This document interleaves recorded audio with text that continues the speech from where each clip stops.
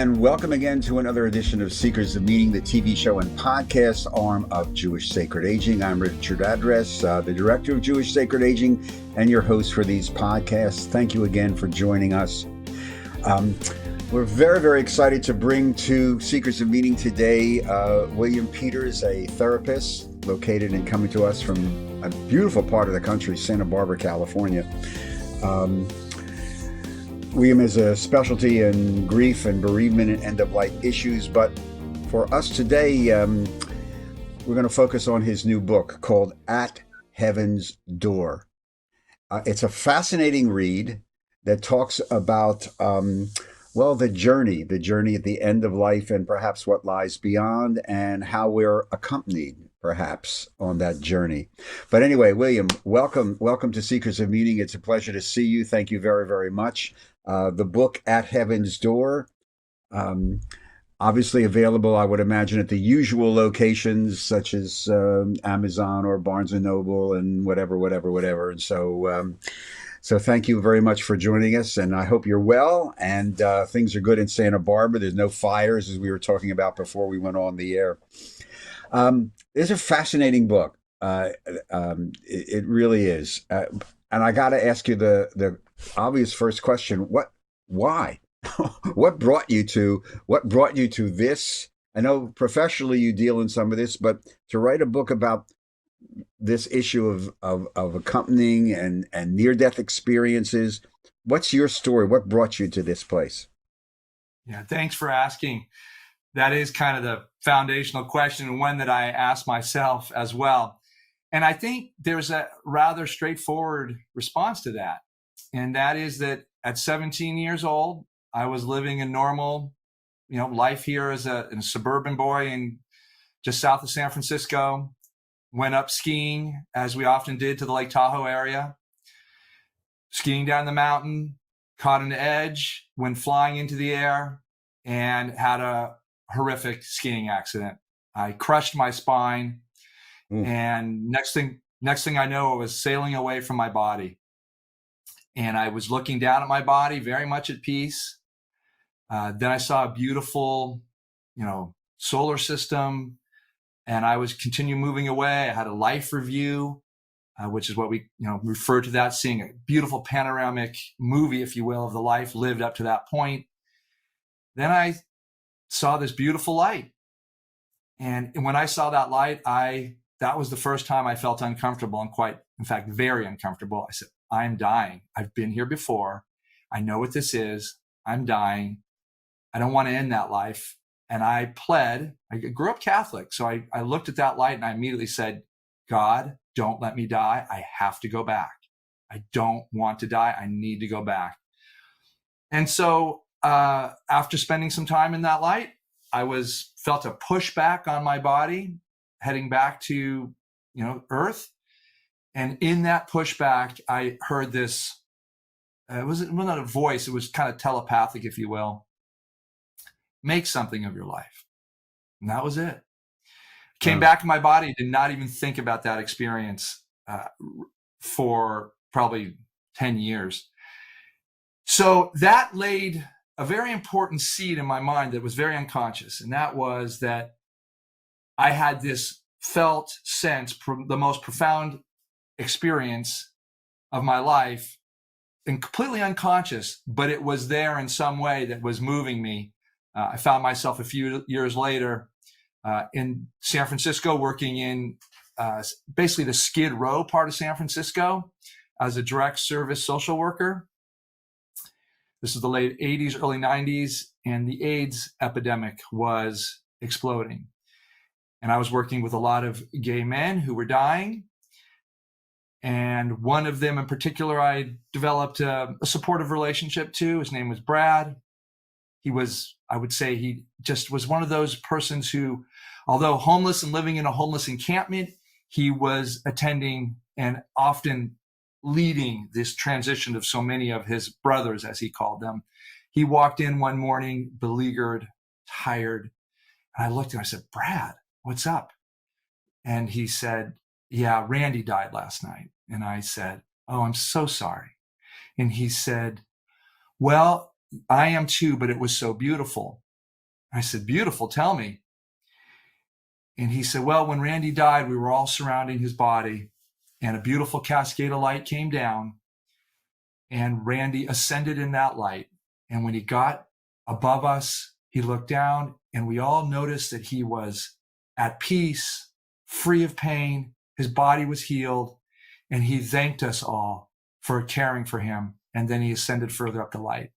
So those are the two primary experiences. And I would say I had heard more about these experiences from persons during the AIDS epidemic.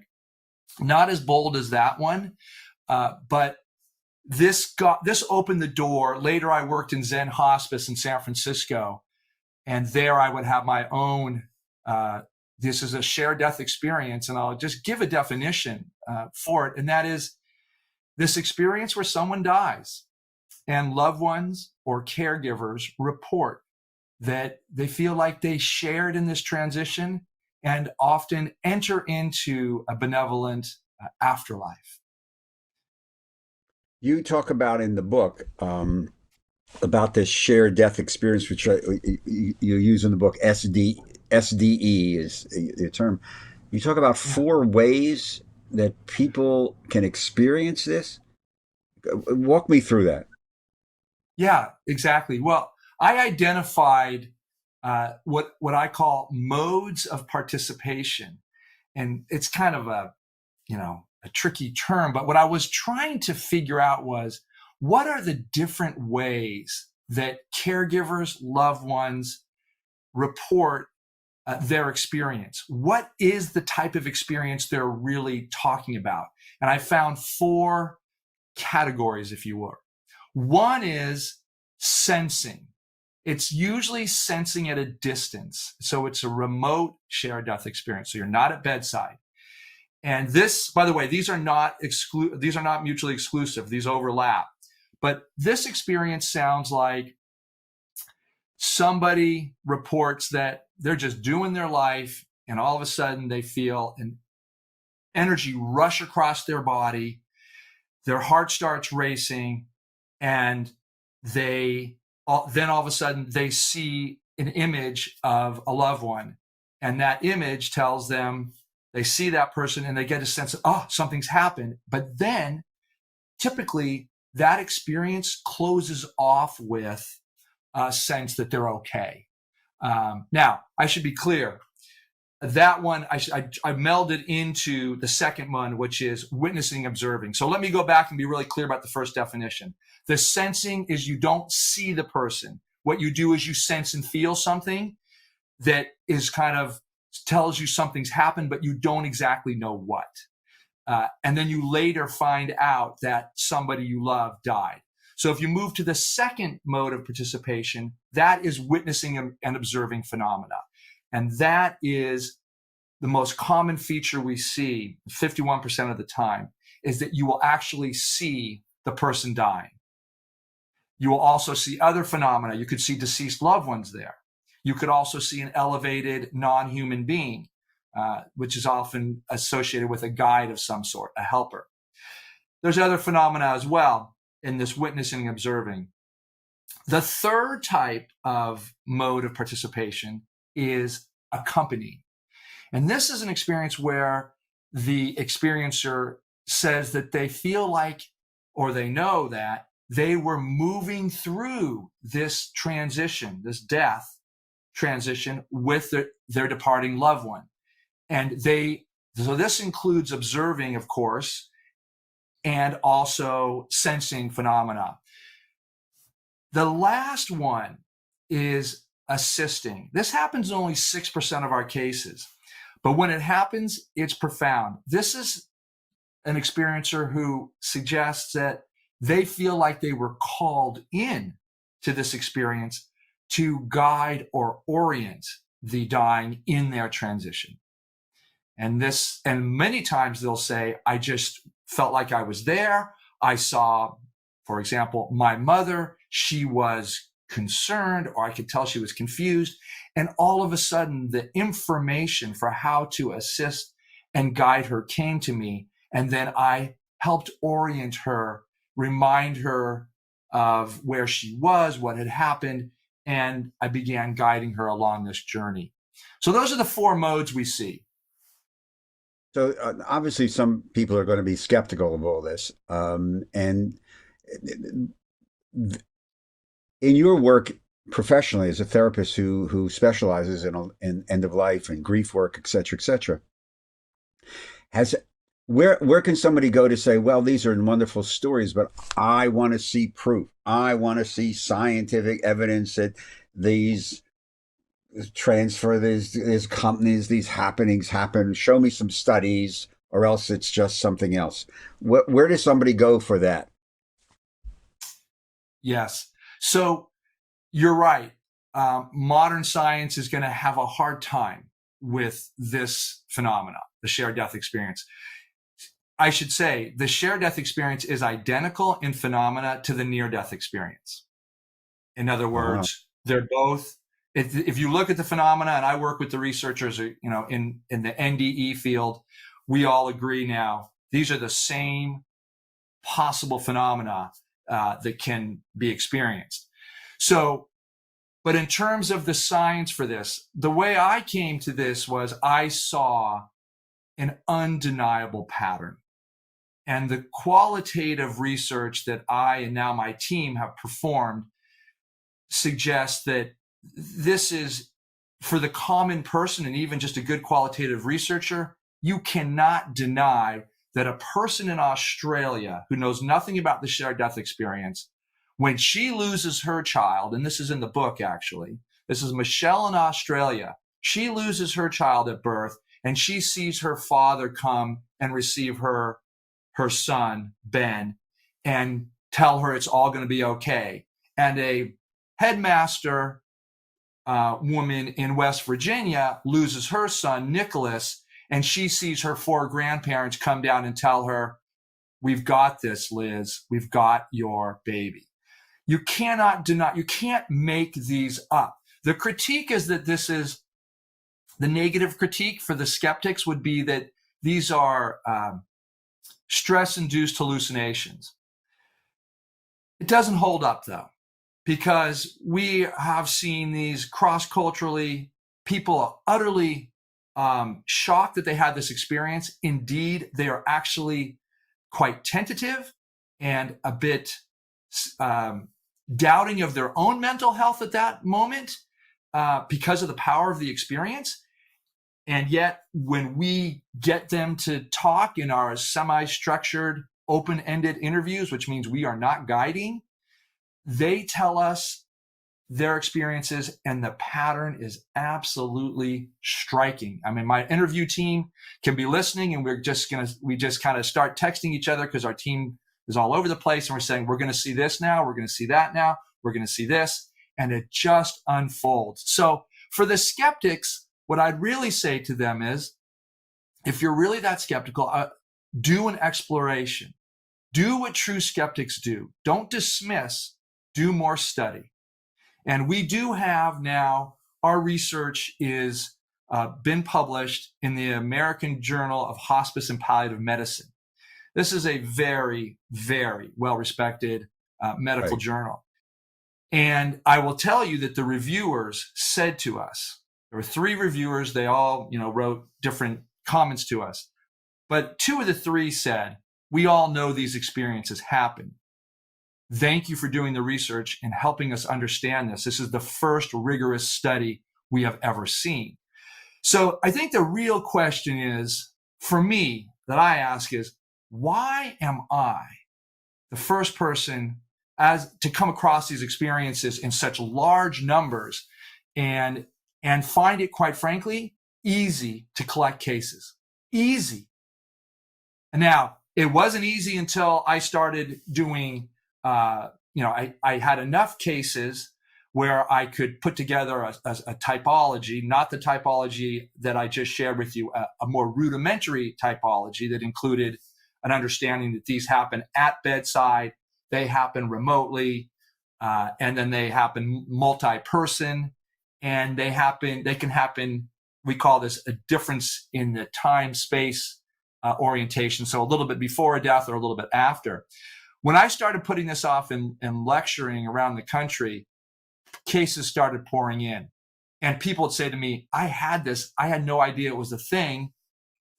And I actually hadn't really remembered the depth of it until you started talking about it. So it lives outside our cultural lens of knowing. So let me go back to the question you asked yourself: why you? Well, I think that's why I shared my first experience as a near-death experiencer. I think when I started seeing these, I said, oh, I know what that is. I didn't doubt it. I had something similar. And I didn't share this, but I had another near-death experience in an ICU when I had a blood imbalance in which I hovered over my body for 4 hours like I said, in the ICU. And that was another what we call out-of-body experience. And so I've had experiences that make these that I'm now studying, this shared death experience, knowable to me. I can relate to it, and I don't doubt it. And now when I worked in Zen Hospice in San Francisco, I had many other of these experiences. Now, I will say this. I do believe, I can't prove this up to this point, but I think the fact that I had these experiences also led me to have more of them. So now when I work with people dying, oftentimes if I'm in the room with them, but even when I'm remote, if I've been working with somebody in a end of life situation, someone with a terminal illness, certainly a close friend of mine, when my close friends are dying, then I will tend to have something, not all the time, but some sort of sensing would be my most common experience. If I'm really close to someone, my father died a year and a half ago.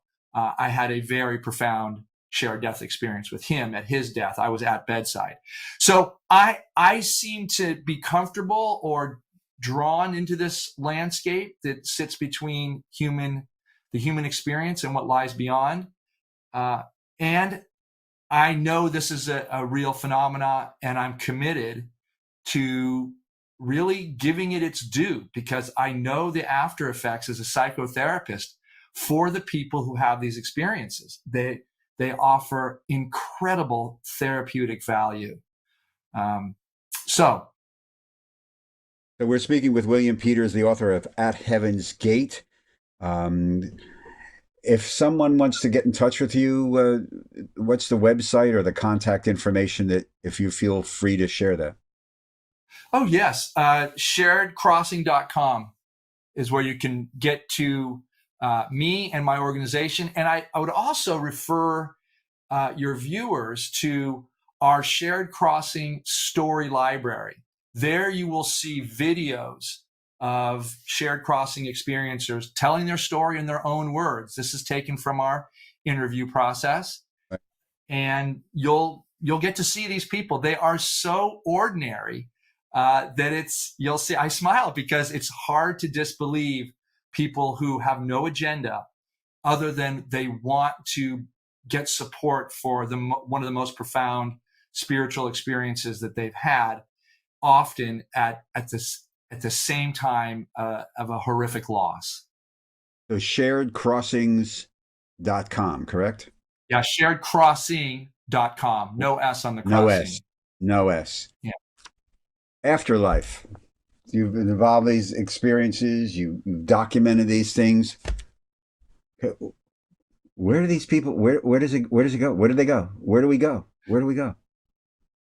Yeah, I mean, what I have found, and I would say what I'm going to share with you, is not unlike anything that you hear from other researchers who actually study, near death and after death studies. Is that, and I'll say from our research, what we find is our research candidates report that they've gone into this dimension and it is peaceful, pleasant, filled with joy, sublime feelings that they don't have the words for. It is highly relational. The key motif that we see in the shared death experience is journey. So when we talk about afterlife, which is a problematic term, which I don't like, because I think it's just life continuing. There's no afterlife. think it's human death, and then life just continues. In this stage that they're watching, they're observing the movement of a soul, spirit, consciousness from the human dimension into a benevolent afterlife. And there's a sense of heightened awareness that is often referred to as unity consciousness, a sense that they understand who they are, the purpose of human life, and every question they've ever had is answered. So, and these are bold statements, and yet we hear them over and over again. So I am aware that the research that me and my team are performing is very groundbreaking, absolutely. And when I went 2 years ago and presented this to the major publishing houses in New York, they were all extremely interested, and they really checked out the research. They wanted to make sure that this was the real deal.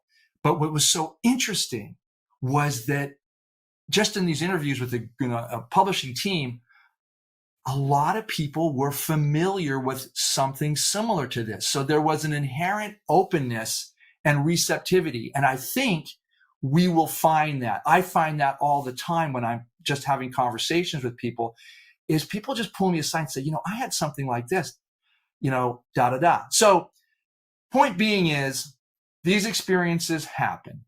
It is a trade secret in end-of-life care. Hospice workers who are veterans will tell you they know about these experiences. Do you do any work with death doulas? I do.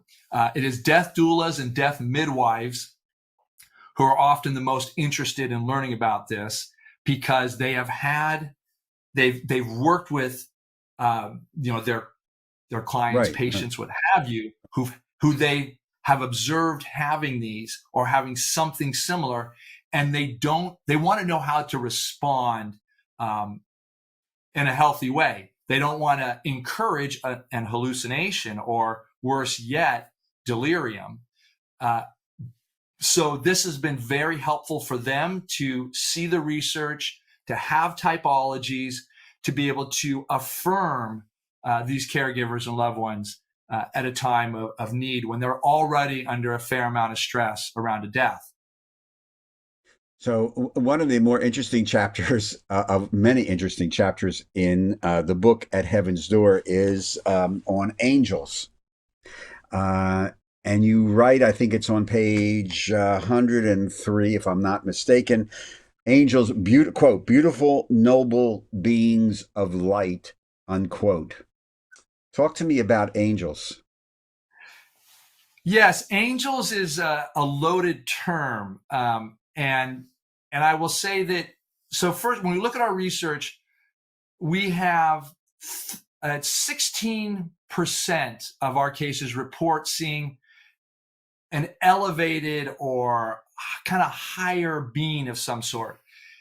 We use the term angels. I use it, well, one, because it conjures up a lot of interest, for one. Now, when we talk about angels, I would say that, maybe I've done 200 and plus interviews here, maybe 10 to 20, that'd be the range, would talk about seeing an angel. Now, there are some cases, I can think of a handful, where it just fit our description of angels. In other words, a being of light that looked like they had wings. We've heard that. But as we say in the research team, it seems like these elevated beings, if they are angels, the standard issue is no longer wings to identify them. So I think when you talk about angels, it's a loose term, but elevated beings for sure. So I'll give an example, and I think you may remember it. If you're on page 103, there's a number of references to beautiful, beautiful beings or light beings. They don't refer to them as angels always. A few times they do. But I think that term conjures up angel, a loving presence that has come to assist the dying in their transition. That for some you can call an angel, but I think the idea, if that's your definition of an angel, it satisfies. Um, it occurs to me, I just have to ask you about, because you in the conversation about angels and the experience that you've had and the interviews about light. And light is a very, very powerful religious symbol. In Judaism, we have a text and midrash about light is the symbol of God, and have the aura of light around in iconography, icons and Jesus and Mary, and power of light. How where does it? This seems to fit into this. Into what you're talking about and in your research. I mean, have you done studies on this? It's just interesting. There's always this light. There's always light uh, around all these conversations. How come? Yeah, great question. And we do see light quite a bit. It seems to me that, going back to the journey motif, everyone seems to be moving on a journey from this dimension to what lies beyond. And if there is light, they're usually traveling up the light. There's cascades of light. It seems like they're in the light, and or they're moving towards the bigger light. Sometimes we'll have experiences where you see light in the distance, and if there's an elevated being there or some loved one who seems to be guiding this experience, and that's a whole nother term we can get to in a moment, for that figure who seems to appear at times in these experiences. But we often hear, need to go. I've got to go. And this is usually a boundary for the shared death experiencer. That's the surviving loved one and the person dying and moving on. And when that statement is made, or that feeling comes into full expression, it is understood that they're moving towards the light. They're moving up. Yeah, they're moving up, away from this existence, and often towards the light. We're still, this is posting in the beginning of February. We're still in this pandemic. So have you had experience in some of your research with people who have survived COVID, who've survived the ventilators, who've been at the border, but have come back? Have you started to have that research? Well, and is it the same? Yeah, that research would lie more in the near-death experience realm. In other words, that's somebody who was close to death and then returns, and that there's a lot of that research. I don't particularly do that research. I more do the research with the caregivers, loved ones, healthcare providers who are caring for the dying, and we're interested in their experience, that the sense that they're sharing in the transition or and the death of the person they're working with. Okay, so picking up that, because of the pandemic and so many people and caregivers and many of us have had to do these funerals, we couldn't be in the room at the hospice. We couldn't be in the room at the hospital. We couldn't even be in the room at mom's house. Okay. But have you picked up anything? Yes, I sensed it. I was in my kitchen, and I just had this feeling that I knew my loved one's soul had departed. Have you picked that up in this COVID thing? Yeah, we haven't had specific reports of that in COVID. And I will say I'm disappointed by that, that we haven't had that. However, there was a story in the New York Times early in the pandemic about, I believe it was in a woman who was 19 years old. It was in Long Island. Her mother was working at one of those hospitals that was in the epicenter of COVID in New York. Right. And she reported that her mother came to her and she died. She was obviously at that hospital. And so that would be a remote shared death experience. I tried to reach out to the author of that article to see if we couldn't get in touch, but we didn't make any progress. But there are stories. And I saw another one that was written about I believe it was a man who was a radio show host in somewhere in the Midwest. And he talked about driving. His wife had died during COVID. And he talked about driving to work and seeing purple lights on his way to work. And apparently that was a significant color to her. So these are, when you push this, these would be more synchronous. Well, certainly the latter, the gentleman who was the rodeo host who sees the purple lights. These are synchronicities. Now, I want to say, I am a skeptic myself. You wouldn't believe this by the way what I'm sharing.